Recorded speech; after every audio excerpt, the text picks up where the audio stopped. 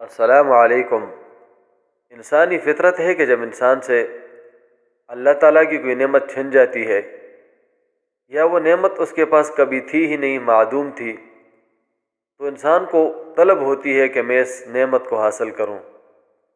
پھر اگر وہ نعمت آنکھ کی بینائی جیسی نعمت ہو تو اس کی دو صورتیں ہیں، یا تو وہ پیدائشی نابینا ہو یا بعد میں اس کی بینائی چھن گئی ہو۔ تو جو پیدائشی نابینا ہو اس کا دنیا میں عام تاثر ہے کہ وہ سوچ رہا ہوگا کہ کائنات کیسی ہوگی، یہ دنیا کیسی ہوگی، میں دیکھ لوں، چونکہ اس کے ذہن میں دنیا کا نقشہ ہی نہیں ہے، اس نے دنیا دیکھی ہی نہیں ہے۔ لیکن جب ایک بینا شخص بعد میں نابینا ہو جاتا ہے تو اس کو ہمیشہ سے حسرت رہتی ہے کہ میں دنیا کو پھر سے دیکھ لوں، کیونکہ اس نے کائنات کی خوبصورتی پہلے سے دیکھی ہوتی ہے۔ یہاں عرب دنیا کا ایک بچہ ہے کہ جو چھوٹی عمر میں نابینا ہو گیا، اس کی نظر چلی گئی اور اس کے بعد اللہ نے اس کو حافظ قرآن بنایا، لیکن وہ کہتا ہے کہ میں نے کبھی نماز میں اللہ تعالیٰ سے اپنی نظر کی واپسی نہیں مانگی۔ تو اس کی وجہ کیا ہے؟ آپ یہ ربنا أنعم علي هو شال مني البصر سبحان الله والحمد لله وعلى هذه النعمة. أنا في صلاتي لا أدعو أن الله يرجع علي بصري. لا تريد أن يرجع الله؟ لماذا؟ لماذا؟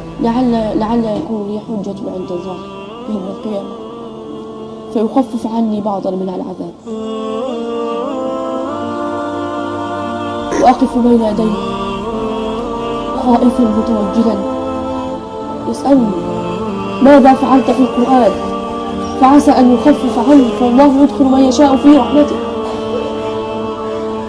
ولكنه أنعم علي بالقرآن.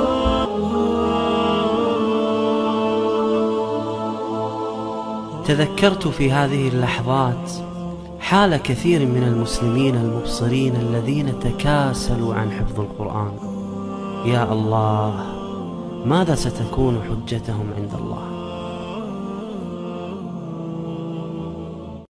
یہاں پر جب صحافی پوچھتا ہے بچے سے کہ تمہاری کیا حسرت ہے، تو وہ کہتا ہے کہ میں نے اللہ سے کبھی اپنی نظر کی واپسی کی دعا نہیں کی، کہ شاید کہ میرا یہ نابینا پن اللہ کے سامنے میرے لیے حجت ہو اور اللہ کے دربار میں میرے لیے عذاب کی کوئی کمی کا سبب بنے۔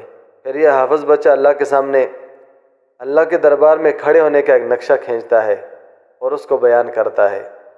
کہتا ہے کہ جب میں اللہ کے سامنے کھڑا ہوں ڈرتے ہوئے اور اللہ کے حکم کی طرف متوجہ ہو کر، اور اللہ مجھ سے پوچھے کہ تو نے قرآن پہ کتنا عمل کیا، تو اس صورت میں عنقریب ہے کہ اللہ میرے عذاب میں کمی کر دے اور اللہ جسے چاہے اپنے رحمت کے آغوش میں لے لے۔ لیکن بچہ آخر میں بڑی سنہرے الفاظ کہتا ہے کہ لیکن الحمدللہ کہ اللہ نے مجھے قرآن جیسی نعمت سے نوازا ہے۔